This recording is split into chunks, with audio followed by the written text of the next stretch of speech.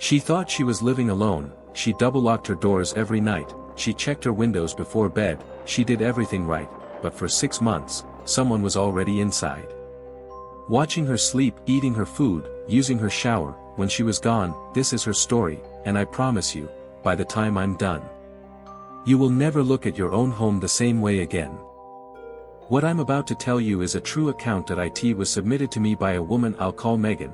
To protect her privacy. Megan is 27 years old, she lives in a suburb of Phoenix, Arizona, she is a nurse, she works long shifts, sometimes back to back, she lives in a modest 3-bedroom house, she bought it the year before this happened. She told me, and I want you to understand this, she told me she had never felt unsafe in that house. Not once, not until the night she found the bucket. Megan bought her house in March. It was a foreclosure, which meant it had been empty for almost 2 years before she moved in. The previous owners had left in a hurry. There were still clothes in some of the closets. Old furniture in the garage. A few boxes in the attic she never opened. She figured she would deal with it eventually. She never did. The house had 3 bedrooms. Megan used one as her actual bedroom, one as a home office, and the third, at the far end of the hallway, she barely went into. It was empty. She always meant to set it up. She never got around to it. The door stayed closed. For the first 3 months, everything was normal. Or at least, she thought it was. She was working 12-hour shifts at the hospital 4 days a week. When she came home, she was exhausted. She ate, showered, and slept. She didn't notice much. Looking back, she says there were signs. Small things she explained away. The first thing she noticed, though she didn't realize what it meant at the time, was the food. She started noticing she was going through groceries faster than she should have been. Bread disappearing before she remembered eating it. Leftovers she was sure she had saved, gone the next morning. She told herself she was just eating more, tired from work, stress eating. She didn't think anything of it. The second thing was the smell. Her house had a faint smell she couldn't identify. Not terrible. Not something you could really point to. Just a slight staleness in the air, particularly in the hallway near the back of the house. She bought air fresheners. She figured it was just an old house smell. The third thing, and this one did make her pause for a moment, was the shower. One evening she came home after a double shift, went straight to the bathroom, and noticed the shower floor was damp. She was confused.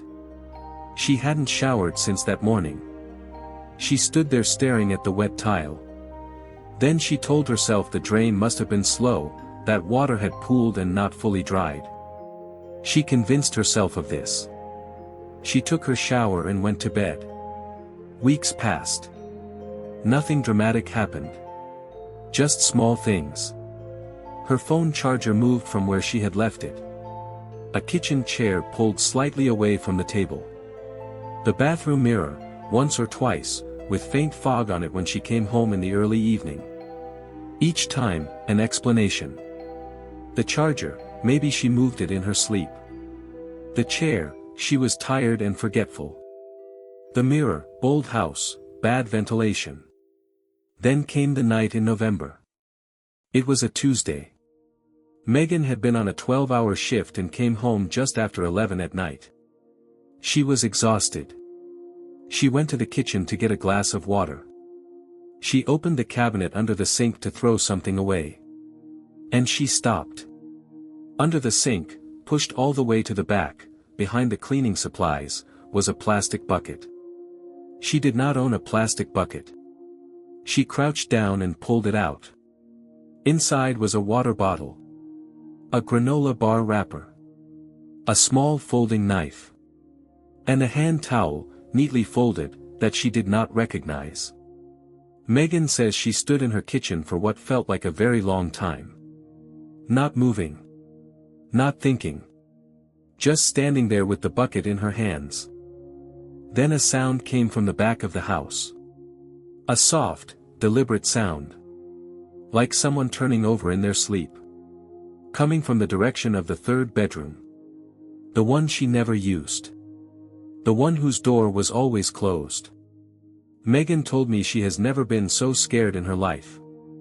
Not even during the worst nights at the hospital. She said the fear was total.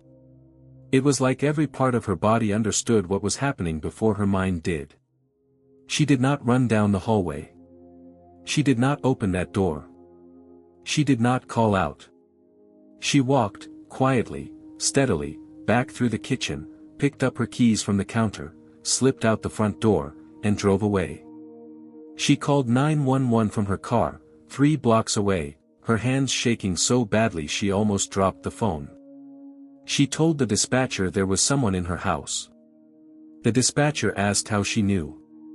She described the bucket. The sound. The months of small things she had explained away. 4 officers arrived at her house within 6 minutes. They entered through the front door. They moved room to room.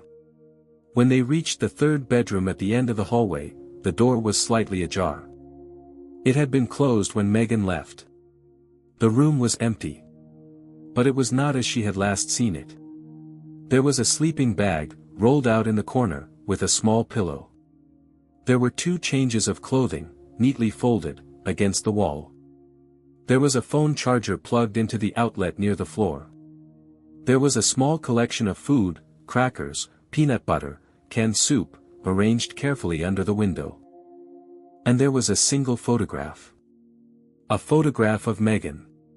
Taken through her bedroom window. While she was sleeping. The officers found him in the attic. He had heard them come in and retreated through the ceiling access panel in the closet of the third bedroom. He was hiding in the far corner of the attic, among the boxes that had been there since she moved in. His name was Gerald Booth. He was 43 years old. He had been living in Megan's house for nearly 6 months. Since early June. The police believe he had entered through the garage during the first week Megan moved in, when she was at work and had accidentally left the interior garage door unlocked. He had been living in the attic initially, and then, as he grew comfortable, migrated to the third bedroom. He knew her schedule. He knew when she left. He knew when she came home. He had been using her kitchen, her bathroom, her electricity, for half a year. He ate what she bought. He showered when she was at work. He had been within 30 feet of her, every single night, while she slept. Gerald Booth had a prior arrest record in 2 other states. The full details of his history were not shared with Megan at the time. One of the responding officers, a woman named Officer Reyes, stayed with Megan for over an hour after the arrest. She told her something. She told her she had worked this job for 11 years. She had responded to many calls. But this was one of the few cases that stayed with her. Because of the patience. The planning. The fact that he had learned her routine so thoroughly, so quietly. That he had been able to remain invisible, in her own home, for that long. Officer Reyes told her one more thing before she left. She said, "The attic boxes, the ones that were there when you moved in. You should know," she said, "some of those weren't from the previous owners." Megan never went back to the house. She stayed with her sister for 3 weeks while her belongings were packed up by a moving company. She told the moving crew not to touch the attic. She told them to leave whatever was up there. She did not want to know. She moved to a new city. A new apartment. Ground floor, no attic, no garage. She told me she still goes through the same routine every night before bed. She checks every room. Every closet. Every space under every bed. She told me, and these were her exact words. "I don't think I'll ever stop checking. Because now I know, you can share your home with someone and never know they're there. And the worst part is, everything I explained away, every small thing I dismissed. Every one of those things was real. I want you to think about something before you go to sleep tonight. How well do you know every corner of your own home? The rooms you don't go into often. The closets you haven't opened in a while. The spaces above the ceiling. Most people, if I asked them, would say they know their home completely. Megan would have said the same thing 6 months ago. If you notice something small that doesn't make sense, trust it. A damp shower floor when you haven't showered. Food you don't remember eating. A sound from a room that should be empty. Trust the feeling. Don't explain it away. And when you're done watching this, maybe walk through your house. Just to check. If you have a story of your own, you know where to find me. Stay safe. And try to get some sleep tonight.